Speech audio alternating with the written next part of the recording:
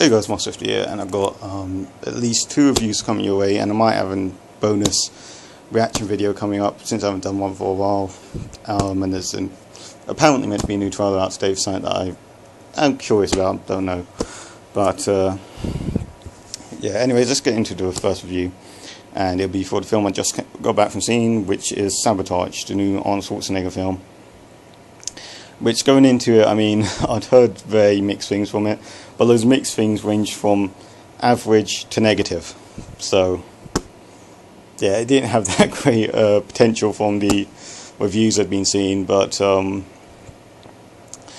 don't know, the trailer made it look like it's going to be a bit of fun. A lot of people are just complaining about the gore, and, you know, I'm a gore hound, I love my fucking gore.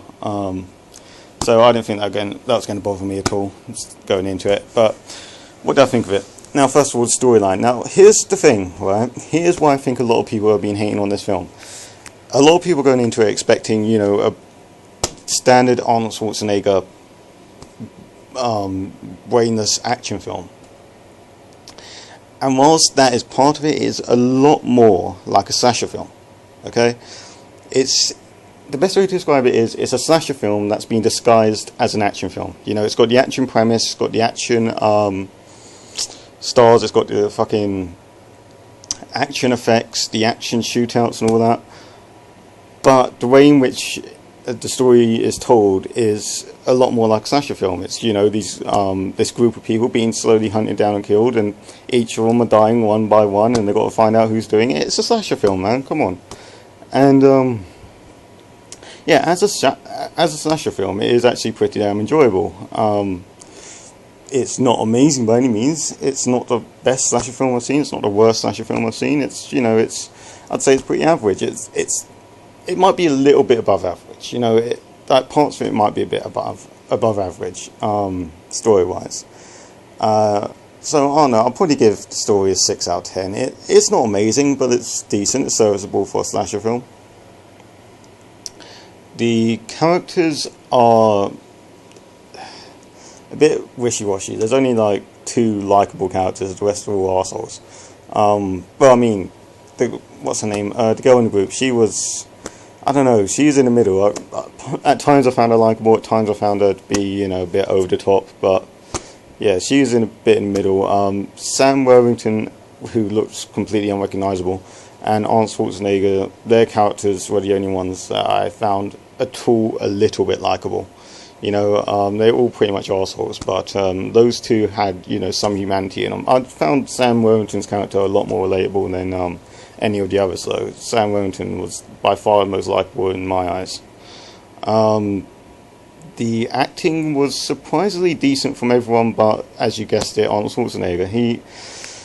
I don't know, I mean, he did a decent job for him, you know. That's not saying much, but yeah, for him, he didn't do a terrible job, but by the standards of the other actors, he did do pretty damn bad. And there's so many serious lines in this film that he had to deliver, and I just could not stop fucking laughing at him. It was just so bad. His acting is just, oh god. He used to be a decent actor, now he's terrible.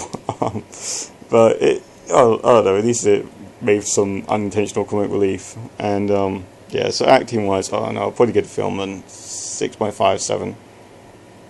Oh yeah, I forgot to rate characters. Characters are probably a 7 as well. The action, gore, violence, slasher oriented stuff, there was a problem with that as well. It was for the most part decent. I'll talk about the problem in a second.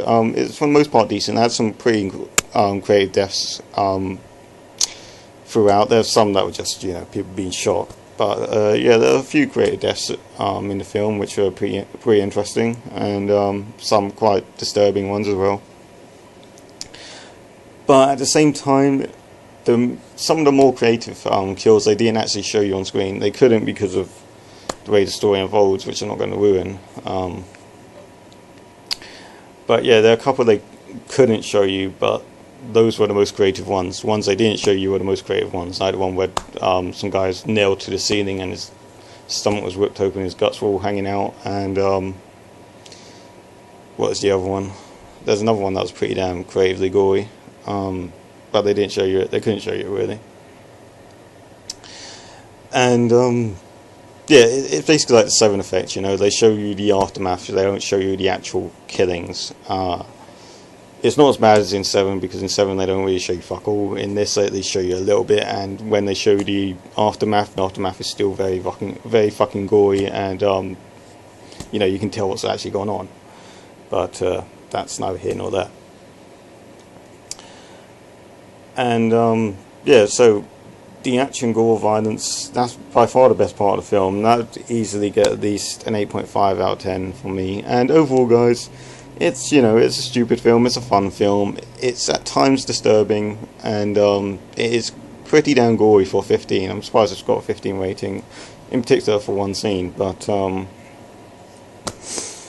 yeah, it's, I don't know, it's a slasher film, guys. If you've not seen a slasher film before, then, I mean, I guess you could try and give this a go, but if you're into slasher films, you'll probably get at least a little bit of enjoyment out of it. You may not find it amazing, but you'll get a bit of enjoyment out of it. And overall, I'd probably just give it a, I don't know, give it a 7 out of 10. It's, yeah, just watch it if you want a dumb slasher film, basically, with an action twist to it. So, yeah. Alright guys, so that was a quick review of Sabotage. See you in the next video. So that's my 50 signing out.